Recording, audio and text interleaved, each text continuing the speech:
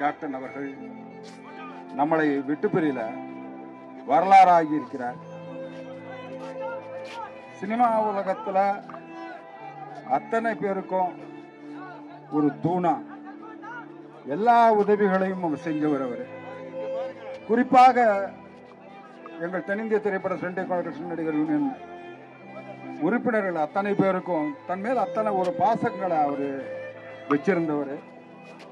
இன்னைக்கு கொஞ்சம் கடுபடி ஆகும்போது கூட எங்க ஜனங்க சொன்னாங்க, அவர்கிட்ட உதவாங்காதவங்களே இல்லையா, நாங்கெல்லாம் அவர்கிட்ட உதப்பட்டவங்க நாங்க பார்க்க கூடாதா அப்படின்லாம் கூட கேட்டாங்க.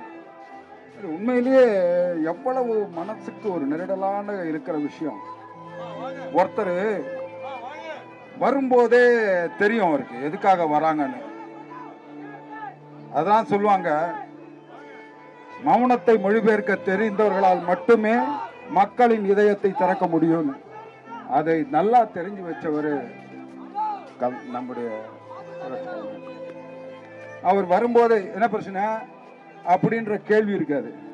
இந்த பிரச்சனைக்கு தான் வந்திருக்கேன், கல்யாணம் தெரியும், இந்த அதாவது அவருக்கு என்ன வீட்டுல பிரச்சனை, அம்மாவுக்கு உடம்பு சரியில்லையா, இப்படி ரொம்ப பேர் கஷ்டமான ஒரு விஷயம். கன்னியாகுமரியில் வந்து ஷூட்டிங் இருந்தது, நேற்று வரதா இருந்தது. அது ரொம்ப மனசு ரொம்ப கஷ்டமாக இருந்தது. விஜயகாந்த் அவர்களை பற்றி பேசணும்னு சொன்னால் எவ்வளோ இருக்கு. முக்கியமாக அவருடைய அந்த நட்புக்கு வந்து இலக்கணம் விஜயகாந்த் அவர்கள். அவரோட வந்து ஒரு வாட்டி பழகிட்டா வாழ்க்கை பூரா வந்து அதை மறக்கவே முடியாது. அவருடைய அன்புக்கு வந்து எல்லாருமே அடிமையாகிடுவாங்க. அதனால்தான் அவருக்கு அத்தனை நண்பர்கள் அவருக்காக உயிரே கொடுக்க ரெடியாக இருக்காங்க. நண்பர்கள் மேலேயும் அவர் கோபப்படுவார், அரசியல்வாதிகள் மீதையும் அவர் கோபப்படுவார். ஏன் ஊடகம் உங்கள் மேலேயும் கோபப்படுவாங்க, ஆனால் யாருக்கும் அவங்க மேலே கோபம் வராது. ஏன்னு சொன்னால் இந்த விஜயகாந்த் அவருடைய கோபத்துக்கு பின்னால் ஒரு நியாயமான காரணம் இருக்கும், சுயநலம் இருக்காது, ஒரு அன்பு இருக்கும். அவர் வந்து ஒரு தைரியத்துக்கும் வீரத்துக்கும் இலக்கமானவர். அவர்கிட்ட பழகினவருக்கு வந்து எல்லாருக்குமே அவரை பற்றி சொல்கிறதுக்கு எவ்வளவோ வந்து நினைவுகள் இருக்கும். எனக்கு வந்து எவ்வளவோ இருக்காது. ஒரு ரெண்டு முக்கியமானது, எனக்கு உடம்பு ரொம்ப சரியில்லாமல் ராமச்சந்திரா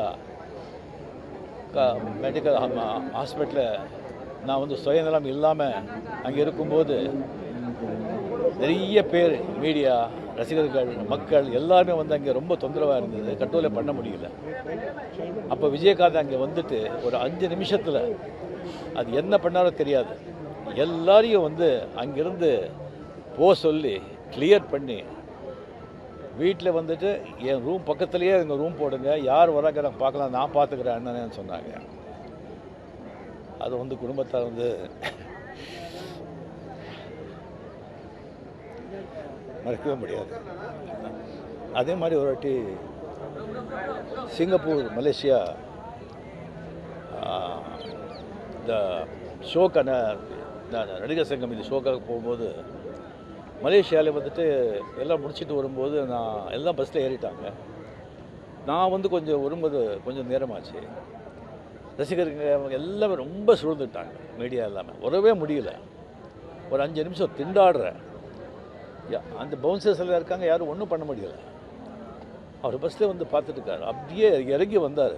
இந்த டவல் போட்டு ஒரு 2 நிமிஷத்தில் எல்லாரையும் ஒரு அடித்து விரட்டி அப்படியே ஒரு பாதி ஆக்கிட்டாங்க. அப்படியே பாதி ஆக்கி அப்படியே பூ மாதிரி கொண்டு வந்து உட்கார வச்சு, என்ன உங்களுக்கு ஒன்றும் இல்லையே, நீங்கள் சௌக்கியமாக இருக்கீங்களே, ஒன்றும் ஆகலையேன்னு கேட்டாங்க.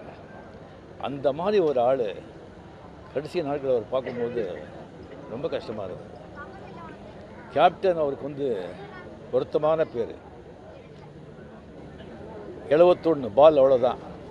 பல பவுண்டரிஸ், பல சிக்ஸர்ஸ், நூற்றுக்கணக்கான இடங்களை குவித்து மக்களை பகில வச்சு விக்கெட்டை எழுந்துட்டு இந்த உலகங்கிற ஃபீல்டை விட்டு போயிட்டார். வாழ்ந்தவர் கோடி, மறைந்தவர் கோடி, மக்கள் மனதில் யார்? விஜயகாந்த் போன்றோர். வாழ்க விஜயகாந்த் நாம். உடனுக்குடன் செய்திகளை தெரிந்து கொள்ள சன் நியூஸ் பெல் ஐகானை கிளிக் பண்ணுங்க.